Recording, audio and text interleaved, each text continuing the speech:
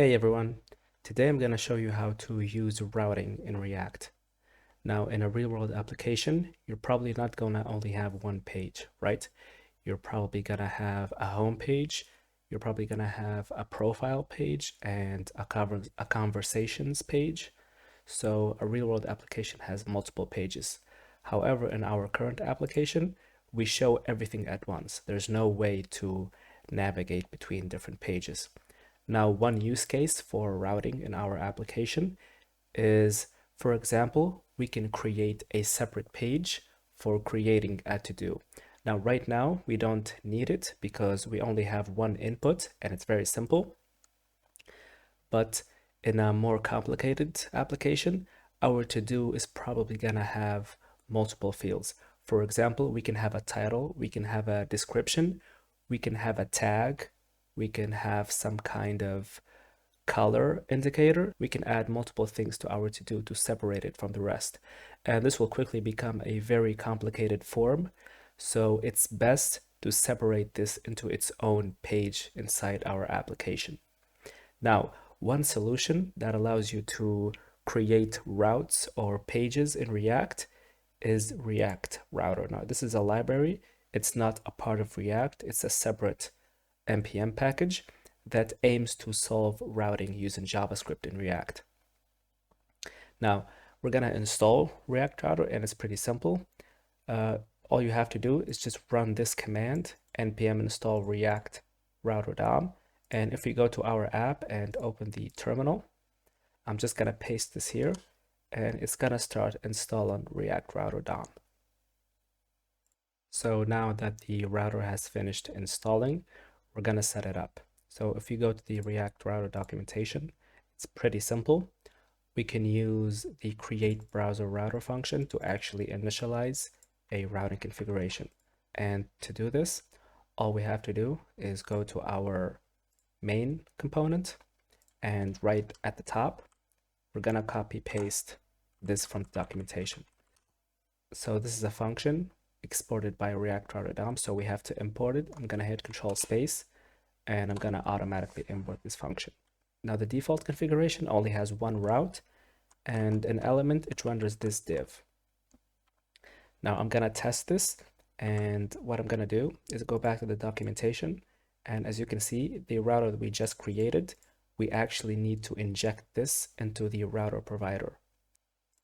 Now, what I'm going to do is I'm going to copy paste this provider from the documentation, and I'm going to replace the app component with this provider. As usual, we need to import the provider from React Router DOM, and now it's set up. Okay, so this provider, you actually need this because this is the component that's gonna make your entire application aware of all the routes that are available. And in order to give the provider the router that we want, we have to actually define it here. So it's an array of objects, and each object represents a route. As you can see, it takes a path and an element that's actually going to be rendered at that path.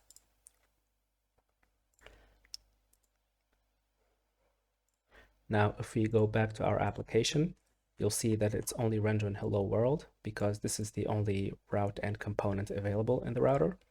In order to fix this, instead of rendering this div, we're going to render the app component. I'm going to type app, and I'm going to re-import the app component. I'm going to save. Now, if I go back, everything is the same as before. Nothing has changed. All we did was just implement React Router, and by default, it's going to show the app component because we're at the / route. We can ignore this.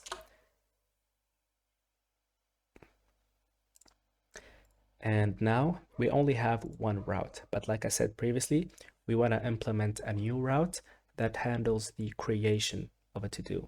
So doing this is actually pretty simple. All we need to do is create another object.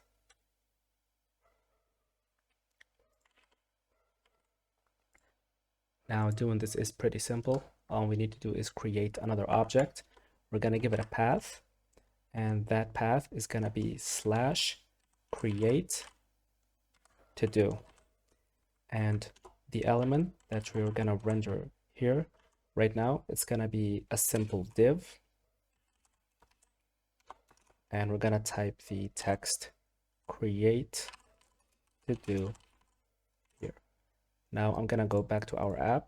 Well, you can see nothing has changed because we're still at the root route in our application. But if I go to the URL and type / create to do, now it's actually rendering the component that I declared on this route, which is this. And if I actually input a route that doesn't exist, we're gonna get a 404. So React Router automatically handles routes that don't exist. And now inside of the create to do route, we're actually gonna render the form that allows us to create the route. So in order to do this, I'm gonna create a new file. I'm gonna call it create to do. It's gonna be .jsx because it has a React component. And I'm gonna create a React component. Now I'm gonna copy the form that we created in the app.jsx file. And this is the form right here. I'm gonna copy this and I'm gonna paste it inside of this div. Now there are gonna be a bunch of errors for now, so we can simply comment out these functions that use the old state. And all we care about right now is rendering the create to do form. So if I go back to my app and refresh, well, nothing has changed because I'm not actually calling this component in our router configuration. So what we need to do is actually call this component. So I'm gonna call this create to do. It's gonna auto import and it should work now. And as you can see in create to do, we're actually rendering this tiny form. So it's just an input and a button.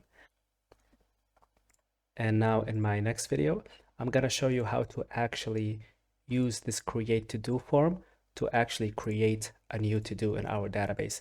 Because like I said, right now, the act of creating a to do is only updating local state, so it's not actually updating the database. And we're gonna tackle this in our next video. So thank you for watching.